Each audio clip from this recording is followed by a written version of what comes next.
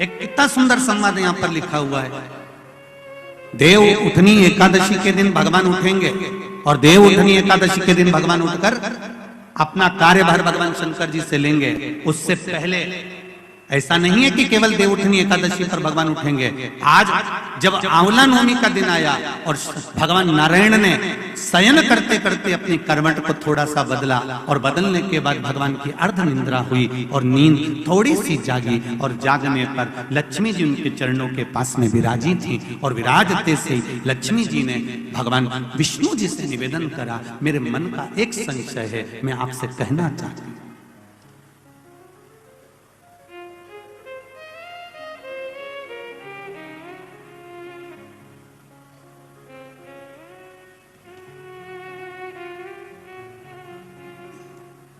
यह हमारे मन का भाव है कि हम भगवान को देव सोनी एकादशी पर सुलाते हैं और देव उठनी पर उठाते हैं। पर हमारी श्रीमद् भागवत कथा कहती है, शिव महापुराण की कथा कहती है, अग्नि पुराण, पद्म पुराण, नर्मदा पुराण हमको वर्णन करती है, एक क्षण की निंद्रा ब्रह्मा जी को आई थी और ब्रह्मा जी की झपकी एक क्षण की लगी थी और हाथ से वेद नीचे गिर गए थे। वेद नीचे गिरे, हयग्रीवा ने धारण कर लिए और चारों तरफ पानी पानी हो गया और पूरी पृथ्वी पानी में, जल में मग्न होने लगी। जरा विचार करिएगा, एक क्षण की निंद्रा ब्रह्मा जी को आई और वेद हाथ से चले गए और पानी पानी हो गया। और हम कहते हैं कि देव सोनी एकादशी पर देवता सोते हैं और देव उठनी पर उठते हैं। अगर 4-6 महीने जम के अगर वो सो गया तो एक भी नहीं दिखेगा, भीकण का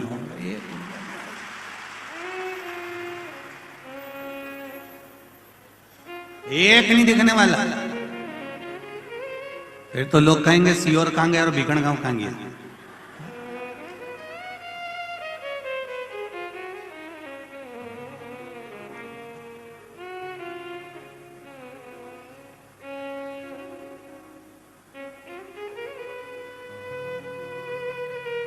महाराज,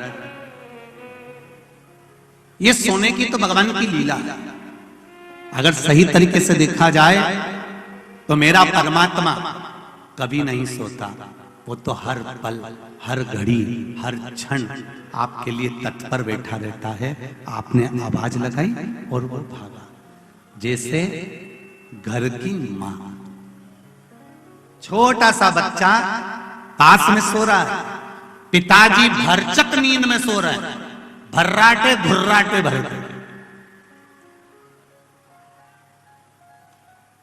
पिताजी को कोई मतलब नहीं, वो तो बस दुकान से आया ने, उन्हें पूरा दुकान की गिराकी करी ने, सटर मटर गिरा के आया ने, रोटी मोटी जीनी, 2-4 गप्पे मारे दोस्तों के साथ, घूम फिर के आया ने, पसरी गया, सोया।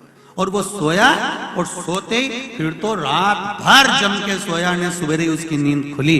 पर घर की जो माँ होती है, घर की जो माता होती है, जिसके पास में छोटा सा बच्चा सो रहा होता है, उस माँ की नींद कैसे होती है? बस बच्चा, कोई माँ का बच्चा अगर इंजेक्शन लगवा कर आया है, कोई सुई लगवा कर आया है, कोई टीका लगवा कर आया है, तो माँ गोदी में ही रात भर लेटे लेटे बैठे बैठे निकाल देती है, उसकी नींद नहीं हो पाती। फिर सुबह तैयार होकर अपने काम में लग जाती है, उसके चेहरे पर सल नहीं आता। ये माँ। और अगर कहीं का पुरुष हो ना तो 25 बार के बता दे, 2 दिन से मेरी नींद नहीं हुई, धनतेरस से दिवाली तक, अब सोऊंगा और मुझे बिल्कुल डिस्टर्ब मत करना, परेशान मत करना। और यही बात जगदम्बा कह दे तो बोल दे, वो कह दे तुम तो दुकान पे बैठे रहे, एक ढिग, ये घर में ढिग लगाई है, चौक पूरा सफाई करी, तुम तो केवल दुकान पे बैठे थे। पर उससे पूछो, बेचारी है रानी बन के आई थी, मैंने नहीं बोला हो, मैं तो बोलू ही नहीं ऐसी बात।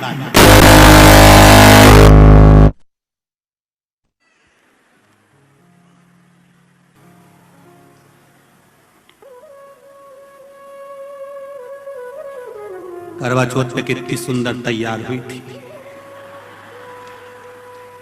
और धनतेरस के एक दिन पहले इसको देख लो,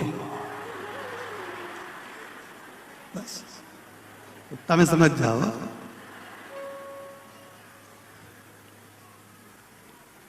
फिर तो छोरा छोरी भी जरा सा अगर पांव धर देनी लिपा हुआ पे, तो फिर थोड़ी सी देर में जगदम्बा काल रात्रि बन सकती है। कोई उतनी देर में तो कहा जा रहा है, उनंग से निकाल, इनंग पांव धर दिए तोड़ी थोड़ी। इसने छोरा के नहीं किया, वो नहा के आ रहा था नहीं बेरू, क्योंकि सारा में के दिया इतना डर मत देना। ये तो तुम सोच लो, छोरा सुना कि नहीं सुना, उन्हें बाथरूम में सुन लिया कि इधर से निकल के नहीं जाना, उतना डर।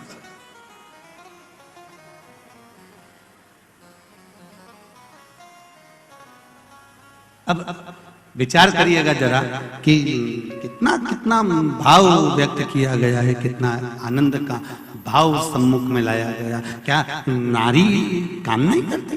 करती है। क्या उसको थकान नहीं होती?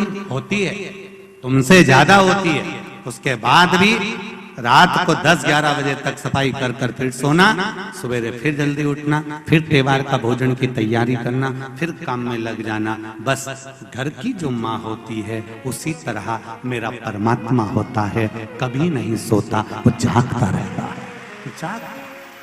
वो परमात्मा